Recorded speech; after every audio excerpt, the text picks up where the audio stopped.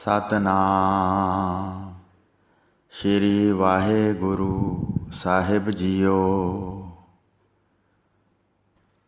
ਪਰਮ ਸਨਮਾਨਯੋਗ ਗੁਰੂ ਰੂਪ ਗੁਰੂ ਖਾਲਸਾ ਸਾਧ ਸੰਗਤ ਜੀ, ਵਾਹਿਗੁਰੂ ਜੀ ਕਾ ਖਾਲਸਾ ਵਾਹਿਗੁਰੂ ਜੀ ਕੀ ਫਤਿਹ।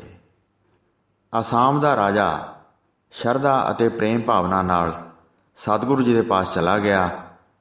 ਸ਼ਰਨ ਸ਼ਰਨ ਕਹਿ ਕੇ ਅੱਗੇ ਲੰਮਾ ਪੈ ਗਿਆ ਤੇ ਚਰਨ ਕਮਲਾਂ ਤੇ ਬੰਦਨਾ ਧਾਰਨ ਕੀਤੀ।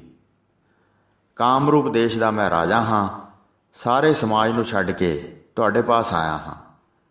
ਹਿੰਦੂਆਂ ਦਾ ਤੁਸੀਂ ਆਸਰਾ ਹੋ ਤੇ ਆਪਣੇ ਦਾਸਾਂ ਦੇ ਸਹਾਇਕ ਬਣਦੇ ਹੋ। ਦੇਵੀ ਦੀ ਆਗਿਆ ਦੇ ਨਾਲ ਹੇ ਨਾਥ ਜੀ, ਮੈਂ ਤੁਹਾਡੀ ਸ਼ਰਨ ਆਇਆ ਹਾਂ।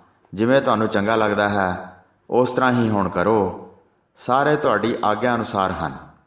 ਹੇ ਗੁਰੂ ਸਵਾਮੀ ਜੀ, ਫਿਰ ਵੀ ਇੱਕ ਬੇਨਤੀ ਸਰਵਣ ਕਰਦਾ ਹਾਂ।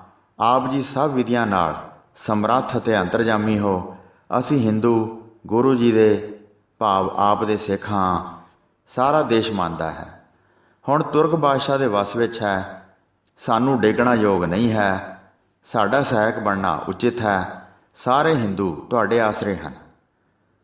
ਰਾਜੇ ਦੀ ਬੇਨਤੀ ਸੁਣ ਕੇ ਗੁਰੂ ਜੀ ਨੇ ਕਿਰਪਾ ਧਾਰਨ ਕੀਤੀ ਤੇ ਆਪਣੇ ਹੱਥਾਂ ਨਾਲ ਦਸਤਾਰ ਲੈ ਕੇ ਜਿਸ ਸਮੇਂ ਰਾਜੇ ਦੇ ਸਿਰ ਉੱਤੇ ਧਰੀ ਤਾਂ ਉਸ ਦੇ ਵਿਸ਼ਾਲ ਭਾਗ ਜਾਗ ਪਏ।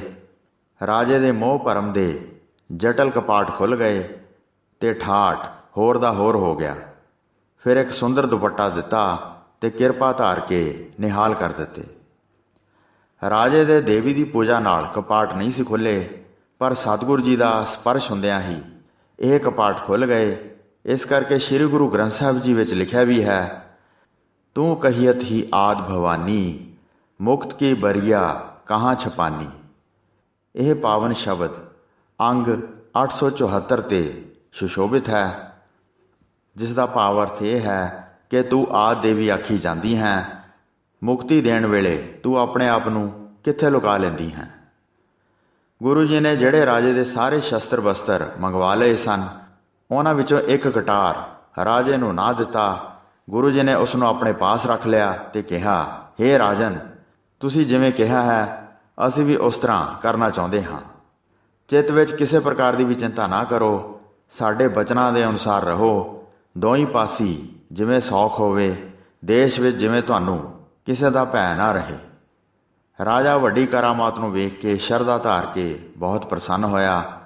ਹੱਥ ਜੋੜ ਕੇ ਫਿਰ ਬੇਨਤੀ ਕੀਤੀ, ਸਾਡਾ ਹਿੰਦੂ ਧਰਮ ਹੈ।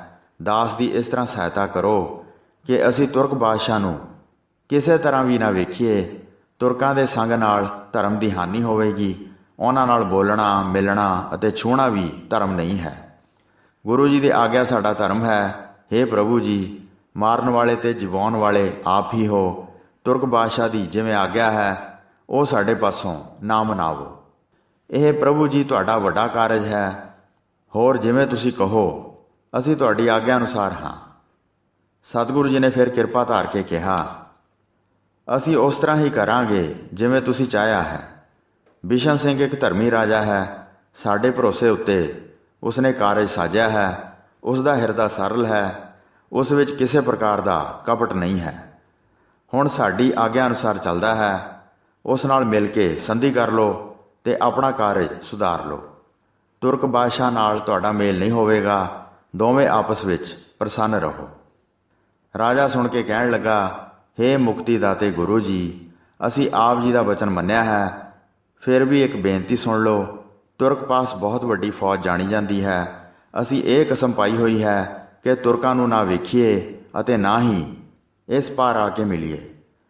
ਬ੍ਰਹਮਪੁੱਤਰ ਦਰਿਆ ਦੇ ਪਾਰ ਆਓ ਤੇ ਆਪਣੇ ਪਵਿੱਤਰ ਚਰਨ ਉੱਥੇ ਪਾਓ। ਤੁਸੀਂ ਆਏ ਹੋ, ਸਾਡੇ ਦੇਸ਼ ਨੂੰ ਪਵਿੱਤਰ ਕਰੋ। ਸਾਰੇ ਮਨੁੱਖ ਤੁਹਾਡੇ ਸ਼ੁਭ ਦਰਸ਼ਨ ਕਰਨ। ਉਹ ਉਪਹਾਰ ਭੇਟ ਕਰਕੇ ਕਿਰਤਾਰਥ ਹੋ ਜਾਣਗੇ ਤੇ ਆਪ ਜੀ ਦੇ ਚਰਨਾਂ ਤੇ ਆਪਣੇ ਸੀਸ ਸਪਰਸ਼ ਕਰਨਗੇ। ਹੇ ਮਾਲਕ ਗੁਰੂ ਜੀ, ਬਿਸ਼ਨ ਸਿੰਘ ਨੂੰ ਨਾਲ ਲੈ ਕੇ ਸਾਡੇ ਦੇਸ਼ ਵਿੱਚ ਆਓ। ਉੱਥੇ ਦੋਵਾਂ ਦਾ ਮਿਲਾਪ ਕਰਾਓ। ਦੋਵੇਂ ਪਾਸੇ ਮੰਨਣਗੇ ਜੋ ਕੁਝ ਆਪ ਕਹੋਗੇ। ਸਤਿਗੁਰੂ ਜੀ ਨੇ ਕਿਹਾ, ਇਸ ਤਰ੍ਹਾਂ ਹੀ ਹੋਵੇਗਾ ਤੇ ਇੱਥੋਂ ਉਲਟ ਕੁਝ ਨਹੀਂ ਕਰਾਂਗਾ। ਜੇ ਤੂੰ ਆ ਕੇ ਸ਼ਰਨ ਪੈ ਗਿਆ ਹੈ ਤਾਂ ਅਸੀਂ ਦੋਵਾਂ ਦਾ ਭਲਾ ਕਰਨਾ ਚਾਹੁੰਦੇ ਹਾਂ। ਗੁਰੂ ਜੀ ਨੇ ਬੜੇ ਆਦਰ ਨਾਲ ਰਾਜੇ ਨੂੰ ਸਰੋਪਾ ਦਿੱਤਾ ਤੇ ਬੰਧਨਾ ਕਰਕੇ ਰਾਜਾ ਚਲੇ ਗਿਆ। ਰਾਤ ਨੂੰ ਬੇੜੀ ਵਿੱਚ ਚੜ੍ਹ ਕੇ ਚਲੇ ਗਿਆ ਤੇ ਆਪਣੇ ਘਰ ਵਿਖੇ ਪਹੁੰਚ ਗਿਆ। ਸਵੇਰ ਹੋਈ ਤਾਂ ਗੁਰੂ ਜੀ ਨੇ ਆਪਣੇ ਸੇਵਕ ਨੂੰ ਭੇਜਿਆ ਤੇ ਬਿਸ਼ਨ ਸਿੰਘ ਨੂੰ ਆਪਣੇ ਪਾਸ ਬੁਲਾਇਆ। ਉਹ ਆ ਕੇ ਬੰਧਨਾ ਕਰਕੇ ਬੈਠ ਗਿਆ ਤੇ ਬੋਲ ਕੇ ਬੇਨਤੀ ਕੀਤੀ, ਮੈਂ ਤੁਹਾਡਾ ਦਾਸ ਹਾਂ। ਸ਼੍ਰੀ ਗੁਰੂ ਤੇਗ ਬਹਾਦਰ ਜੀ ਨੇ ਬੀਤਿਆ ਬਿਰਤਾਂਤ ਸਾਰਾ ਵਿਸਥਾਰ ਨਾਲ ਦੱਸਿਆ। ਸਭ ਰੀਤੀਆਂ ਨਾਲ ਤੇਰੀ ਵਿਜੇ ਹੋਈ ਹੈ, ਜਿਨ੍ਹਾਂ ਨੂੰ ਹੁਣ ਤੱਕ ਕੋਈ ਨਹੀਂ ਸੀ ਜਿੱਤ ਸਕਿਆ। ਉਹ ਤੈਨੂੰ ਮਿਲ ਕੇ ਉਪਹਾਰ ਦੇਵੇਗਾ, ਜਿਹੜਾ ਮੰਤਰਾਂ ਦੀ ਸ਼ਕਤੀ ਨਾਲ ਵਸ ਵਿੱਚ ਨਹੀਂ ਸੀ ਹੁੰਦਾ। 1000 ਰਾਜਪੂਤ ਆਪਣੇ ਨਾਲ ਲਓ ਤੇ ਸ਼ਕਤੀਸ਼ਾਲੀ ਘੋੜਿਆਂ ਤੇ ਉਹਨਾਂ ਨੂੰ ਸਵਾਰ ਕਰੋ। ਅੱਜ ਸਰਬ ਪ੍ਰਕਾਰ ਦੀ ਤਿਆਰੀ ਕਰੋ ਤੇ ਸਵੇਰ ਹੁੰਦਿਆਂ ਹੀ ਬੇੜੀਆਂ ਤੇ ਚੜ੍ਹੋ। ਇਹ ਸੁਣ ਕੇ ਰਾਜਾ ਬਹੁਤ ਪ੍ਰਸੰਨ ਹੋਇਆ, ਜਿਵੇਂ ਉਸਨੇ 9 ਨਿਧੀਆਂ ਪ੍ਰਾਪਤ ਕਰ ਲਈਆਂ ਹੋਣ। ਬਾਰ-ਬਾਰ ਬੰਧਨਾ ਕਰਦਾ ਸੀ ਤੇ ਕਹਿੰਦਾ ਸੀ, ਹੇ ਪ੍ਰਭੂ ਜੀ, ਆਪਣਾ ਜਿਉਣਾ ਹੁਣ ਮੈਂ ਜਾਣਿਆ ਹੈ। ਮੈਨੂੰ ਤੁਸੀਂ ਪ੍ਰਾਣ ਦਾਨ ਕੀਤੇ ਹਨ ਤੇ ਕਾਰਜ ਸੁਧਾਰ ਦਿੱਤੇ ਹਨ। ਇਸ ਤਰ੍ਹਾਂ ਕਹਿ ਕੇ ਬੇਨਤੀ ਕੀਤੀ ਤੇ ਆਪਣੇ ਡੇਰੇ ਵਿੱਚ ਜਾ ਕੇ ਤਿਆਰੀ ਕਰਵਾਈ। 1000 ਰਾਜਪੂਤ ਚੁਣ ਕੇ ਵੱਖਰੇ ਕੀਤੇ। ਸ਼ੁਭ ਸ਼ਸਤਰ ਵਸਤਰ ਸਭ ਨੇ ਧਾਰਨ ਕੀਤੇ। ਫਿਰ ਰਾਜੇ ਨੇ ਕਿਹਾ, ਸਵੇਰ ਹੁੰਦਿਆਂ ਹੀ ਘੋੜਿਆਂ ਤੇ ਸਵਾਰ ਹੋ ਜਾਓ। ਰਾਤ ਸਮੇਂ ਤਿਆਰੀ ਕਰਕੇ ਸੁੱਤੇ ਤੇ ਸਵੇਰੇ ਸਵਖਤੇ ਉੱਠ ਕੇ ਆਪਣਾ ਕਾਰਜ ਵੇਖਿਆ। ਇਸ਼ਨਾਨ ਕਰਕੇ ਰੇਸ਼ਮ ਦੇ ਕੱਪੜੇ ਧਾਰਨ ਕੀਤੇ ਤੇ ਸਤਿਗੁਰੂ ਜੀ ਨੂੰ ਮਿਲ ਕੇ ਤਿਆਰ ਕੀਤਾ। ਗੁਰੂ ਜੀ ਪਾਲਕੀ ਵਿੱਚ ਚੜ੍ਹ ਕੇ ਰਾਜੇ ਦੇ ਨਾਲ ਚੱਲ ਪਏ। ਬੇੜੀਆਂ ਉੱਪਰ ਚੜ੍ਹ ਗਏ, ਜਿੱਥੇ ਵਿਸ਼ਾਲ ਪਾਣੀ ਸੀ। ਜਦ ਦਰਿਆ ਪਾਰ ਕਰਕੇ ਅਗਲੇ ਕਿਨਾਰੇ ਪਹੁੰਚੇ, ਤਦ ਕਾਮਰੂਪ ਦੇਸ਼ ਦੇ ਰਾਜੇ ਨੇ ਉਹਨਾਂ ਦੇ ਆਉਣ ਬਾਰੇ ਸੁਣਿਆ। ਉਸਨੇ ਕੁਝ ਘੋੜੇ ਤੇ ਵਿਸ਼ਾਲ ਵਸਤਰ ਲਏ ਤੇ ਕਾਫੀ ਧਨ ਆਪਣੇ ਨਾਲ ਲੈ ਕੇ ਚੱਲ ਪਿਆ। ਹੋਰ ਕਈ ਸੁੰਦਰ ਉਪਹਾਰ ਲਏ, ਜਿਹੜੇ ਕਿ ਉਸ ਦੇਸ਼ ਵਿੱਚ ਬਣੇ ਸਨ। ਕਾਮਰੂਪ ਦੇਸ਼ ਦਾ ਰਾਜਾ ਬਿਸ਼ਨ ਸਿੰਘ ਰਾਜੇ ਨੂੰ ਆ ਕੇ ਮਿਲਿਆ ਤੇ ਦੋਵਾਂ ਦੇ ਵਿਚਕਾਰ ਮਾਲਕ ਗੁਰੂ ਜੀ ਬੈਠ ਗਏ।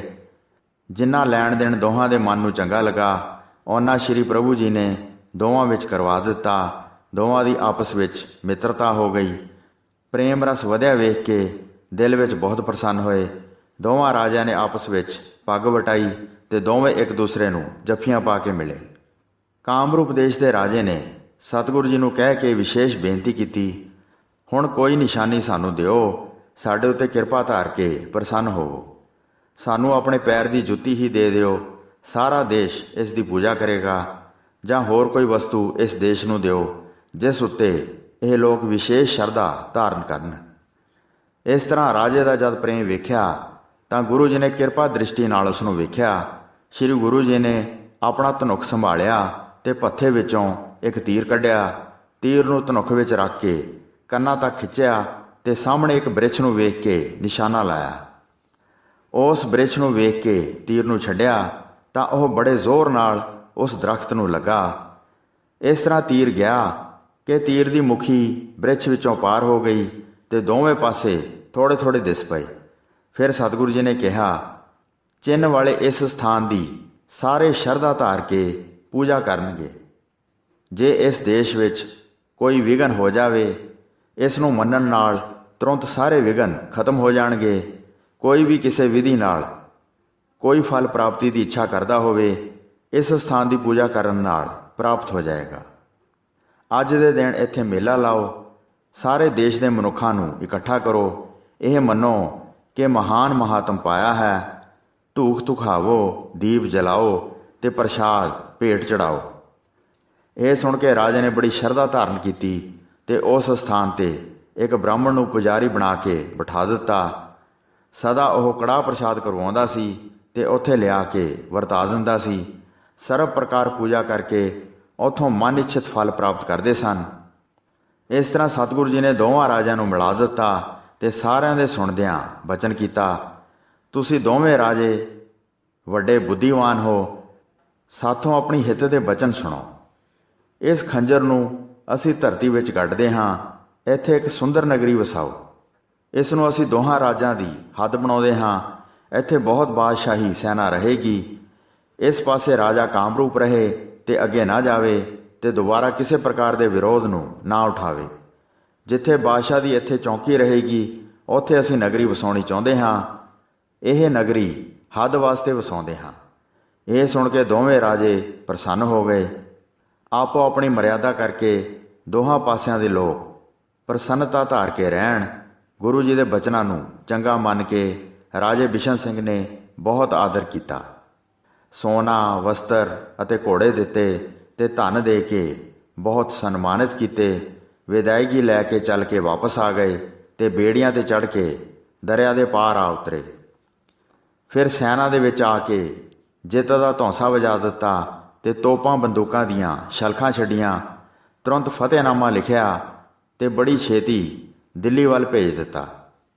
ਵਾਹਿਗੁਰੂ ਜੀ ਕਾ ਖਾਲਸਾ, ਵਾਹਿਗੁਰੂ ਜੀ ਕੀ ਫਤਿਹ।